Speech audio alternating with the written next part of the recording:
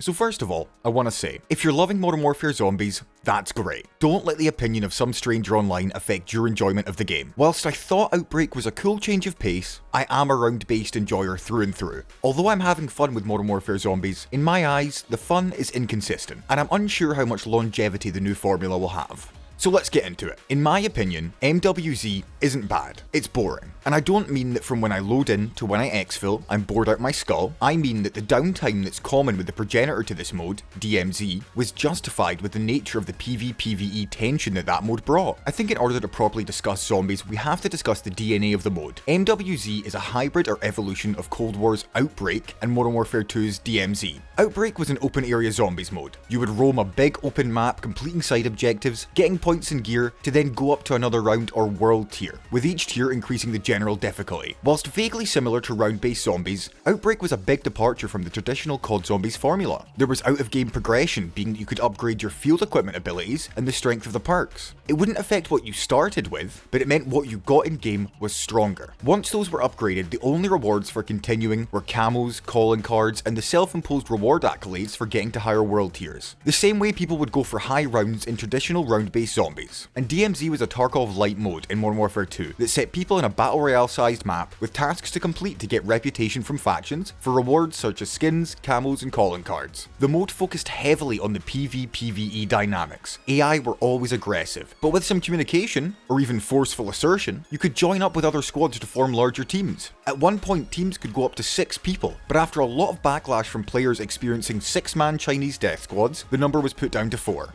The loop in DMZ was doing tasks for factions to get higher reputation levels. You could go out and look for PvP, or form bigger groups to do tasks together, or even just fight other players. But the tasks given were the core progression, and they allowed you to get various permanent upgrades, like more personal weapon slots and access to new utilities or convenience. Modern Warfare Zombies is an amalgamation of the two, taking the scale of DMZ and mixing it partially with the Outbreak Zombies formula. Add in other players you can team up with, but not kill, and the faction missions from DMZ, and then you have MWZ. I think my issue comes with how the game will be received after the honeymoon period ends. And the honeymoon period will end once people have completed all 3 acts of tasks. As in my eyes, there's no real idea of fulfillment. It's not a case of getting to a higher round to show how good you are, but you are just completing the list of tasks, and then you have to make your own fun with less progression metrics in-game than previous round-based zombies did. The formula seems to be do missions until they're done, grind zombies exclusive camos, do missions when they come in with future seasons, grind XP and camos, and then just repeat. Also, the XP you get in this mode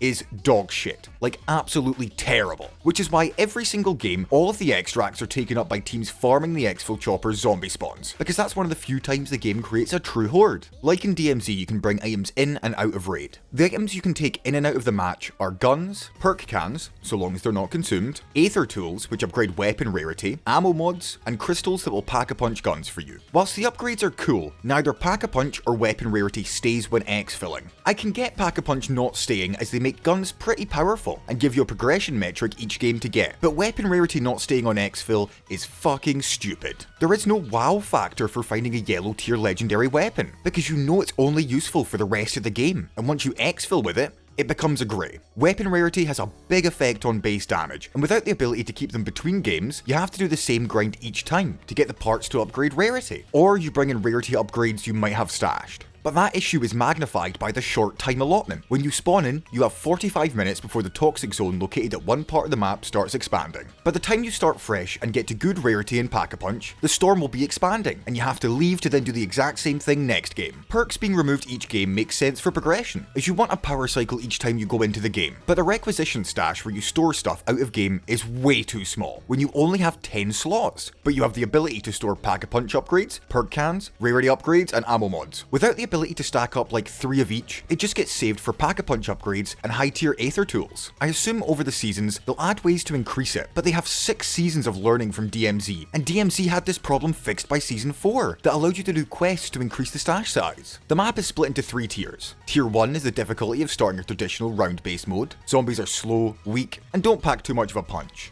Tier 2 is the equivalent to the mid-20s. Faster zombies, some of them have more armor, and more frequent special zombies. Tier 3 is the equivalent to round 50 zombies, and my fucking god it shows. Even with stamina up, dogs are faster than you, and constantly biting your heels. Zombies smack you real hard, and the special enemies are frequent and tanky.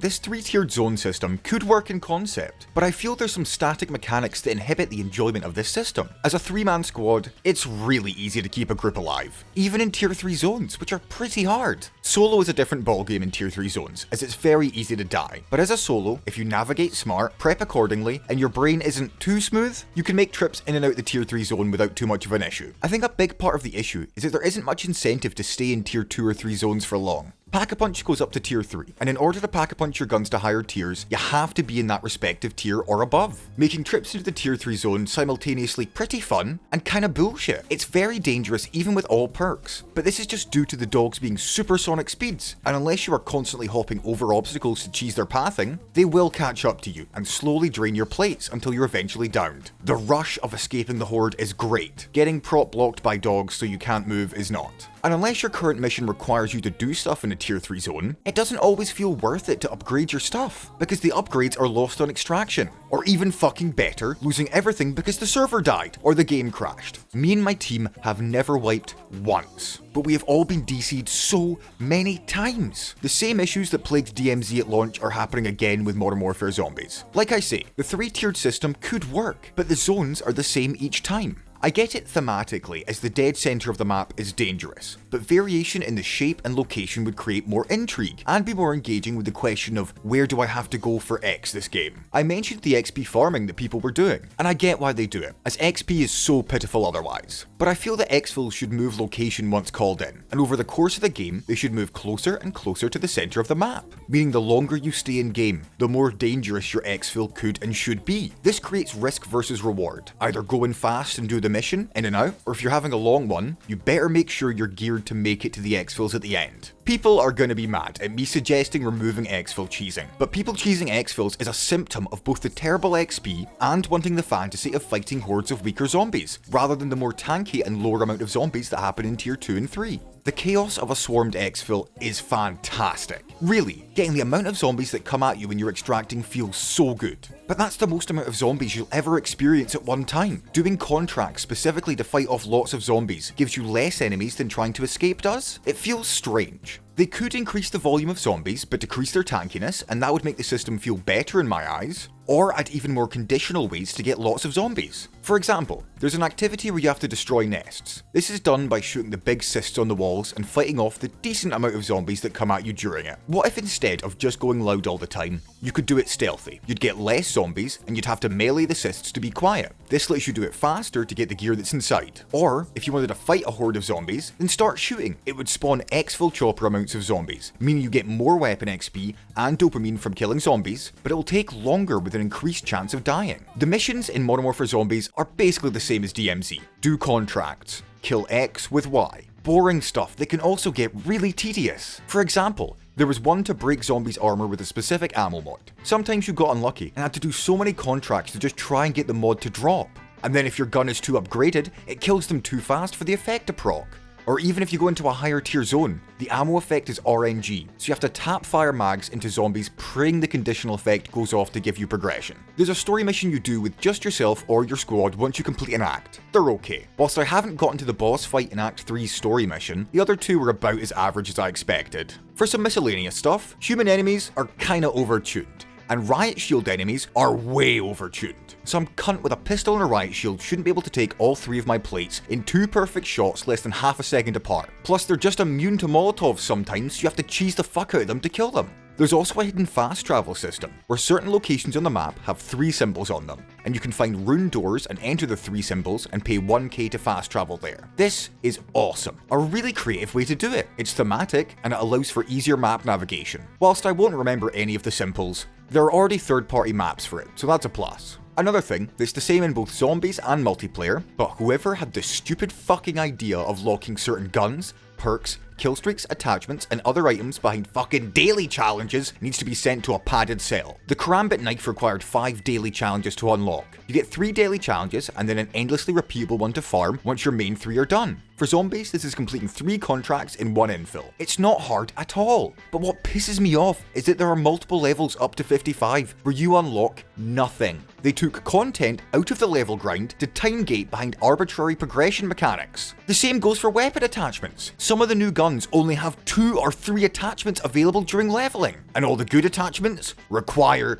dailies. 30 round drum mag for a shotgun. Dailies. Dragon's Breath round. Dailies. Oh, this different shotgun's highest capacity magazine is 20 instead of the 30 that the other had? Guess you're gonna have to do some fucking dailies for it. Alright, ranting done. Let's summarize my opinions into something kind of condensed. Modern Warfare Zombies is split between a new audience, classic Zombies players, and DMZ players. The new audience just likes the fact that it's new content for them. DMZ players want the PvPvE tension, and Zombies players want the increasing difficulty. None of these are fulfilled with DMZombies. In DMZ, you would be wary of other players, and the option to team is there, but there could also be aggression and killmongering. Whereas in this, other people are just set dressing or a nuisance for you trying to do your mission. There is no progression outside of missions, and ironically, the addition of missions as a progression mechanic invalidates the gratification that could have been gained from self-imposed challenges or feats done with round-based zombies. They've missed learnings from the many updates to DMZ. Out-of-game upgrades for stash and gear needs to happen. Weapon rarity needs to not reset upon exfil. Hell,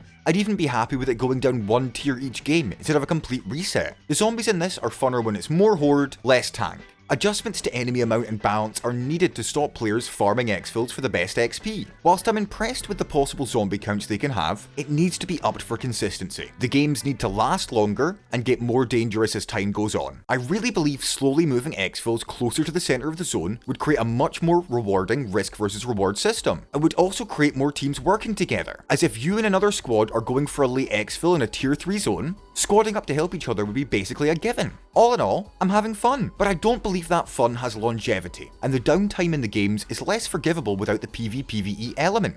I'm going to continue to play until I complete all 3 acts, but I struggle to see why I'll continue to play after that unless friends need help or they add more missions. It's a fine mode, and it's better than I thought it would be when I first saw the announcement, but maybe I'm just too much of a round-based guy to enjoy this to the fullest. I hope they continue to evolve this version with the coming seasons, and I hope that those who are loving this mode get what they want out of it. At the end of the day, if I want round-based, I can just go play Black Ops 3 custom maps like I've been doing. Either way, that's all from me. Like and subscribe if you feel like it. Channel memberships are available if you're feeling generous, but thank you for watching. And remember, never forgive them for how bad Vanguard Zombies was. Don't forget what they sold to you, those stupid fucking cunts.